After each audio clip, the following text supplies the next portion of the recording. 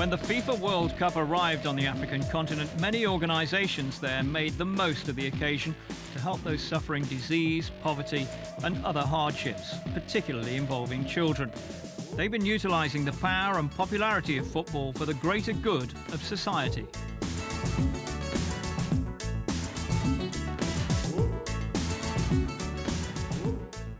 This could well be one of those African programmes, but it's not.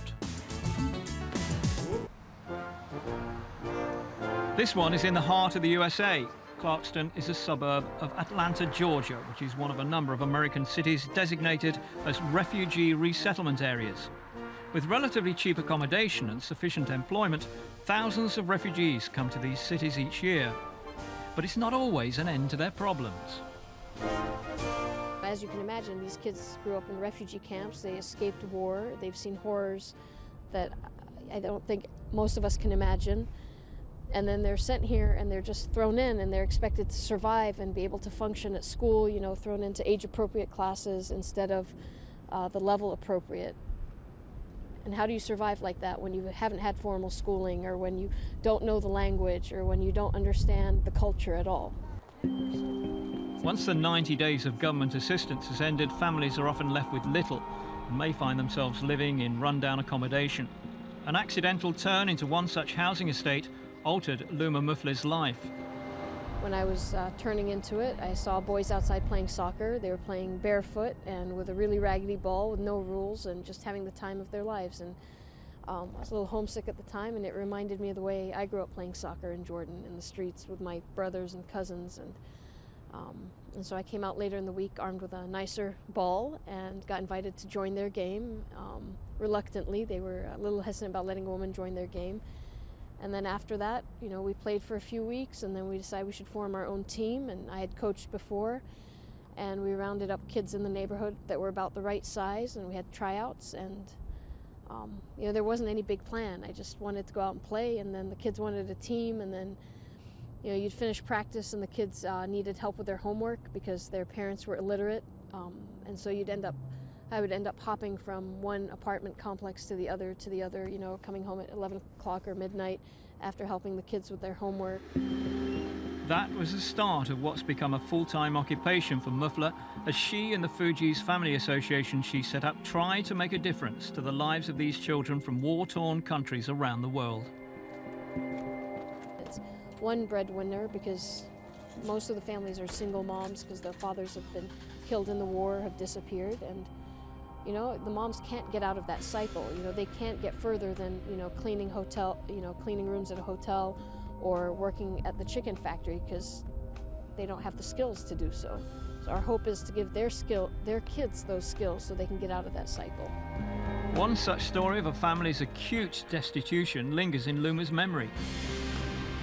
I was driving the kid home from practice and he's holding his stomach and I'm like, what's wrong? He's like, I'm hungry. And you know, I think he's trying to con me. He wants me to go stop at McDonald's or Taco Bell for him. And I'm like, don't worry, you'll get home. You can make yourself a sandwich. He's like, we don't have anything. And I'm like, are you sure you don't have anything? And so I went into his house with him, and there was nothing. I mean, I looked all over the place, and, you know, his mom was in the corner. She was huddled. She was rocking back and forth, you know, saying, I work hard every day I work. And, you know, I went out with the boy. We went grocery shopping, came back, and I sat down with the mom trying to get a budget going, and I couldn't get it to work. Like, there was no way I could get it to work. You know, she had 3 boys that were all under 14, and she was working full-time and commuting 2 hours each way to get to a place that's 20 minutes by car, and couldn't make ends meet at all. If I scared you or jarred you into Now, 6 years after Mufle's initial encounter, the Fugees provide the opportunity to break such a cycle.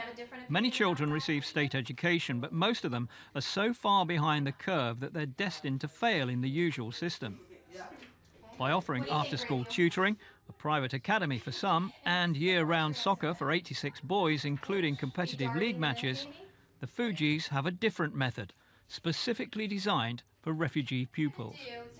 Okay, so let's say you come here when you're 13 and you've never had any type of formal schooling in your life. You know, you've been in a refugee camp, you've been escaping war, and you get to the United States and you're supposed to have all these opportunities available to you. So you get dumped into the age-appropriate class, so it's 7th or 8th grade. And then you get 1 hour of English as a second language, and then you get algebra and Shakespeare and all that, even though you don't know your alphabet and you don't even know how to add or multiply. And so you're set up for failure from day one, because then you're just passed through the system. You reach 12th grade, you're supposed to graduate and go on to college, and you can't write a paragraph.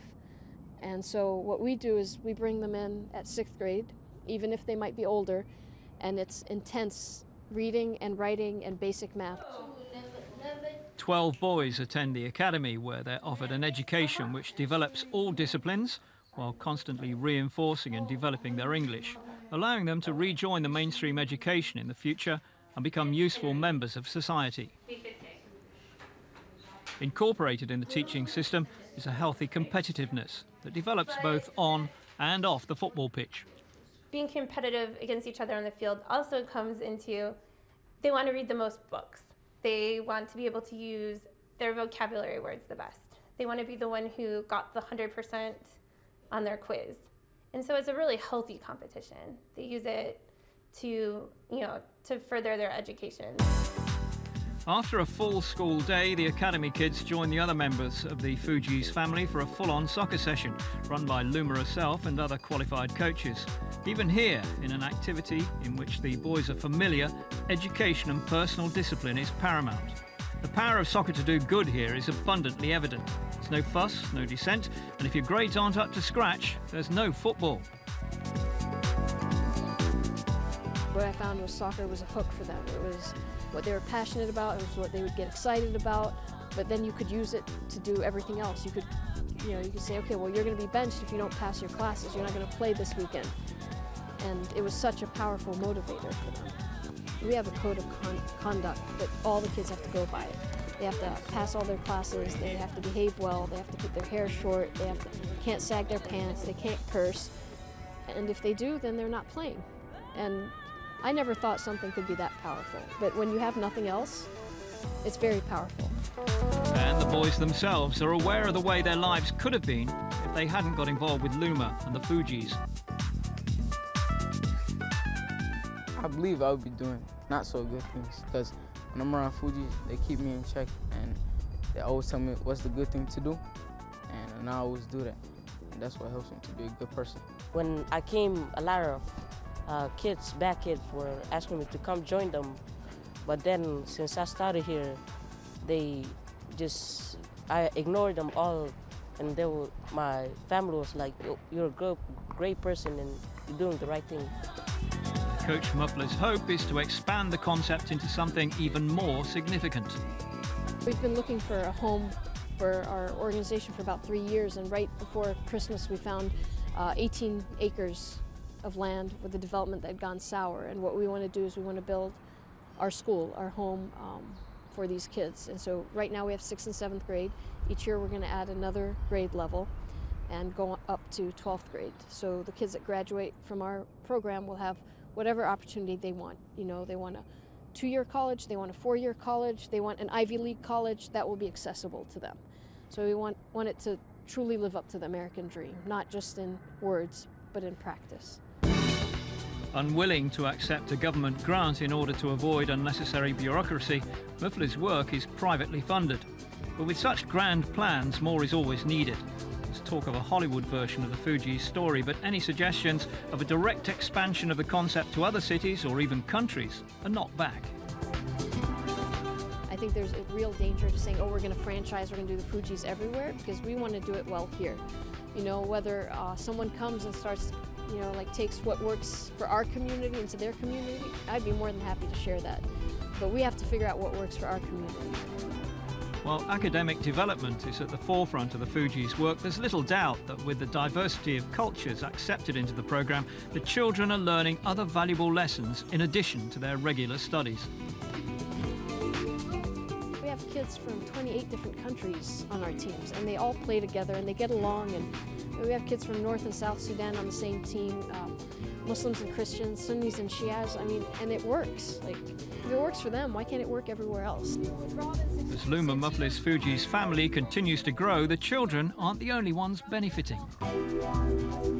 They've taught me more about life, about racism, about classism, about the injustices in the world than anyone could have ever taught me. You know, and if I didn't make that wrong turn and didn't go in willing to learn, I wouldn't be here. And they've made me a better person. And, you know, we should all be willing to step out of our comfort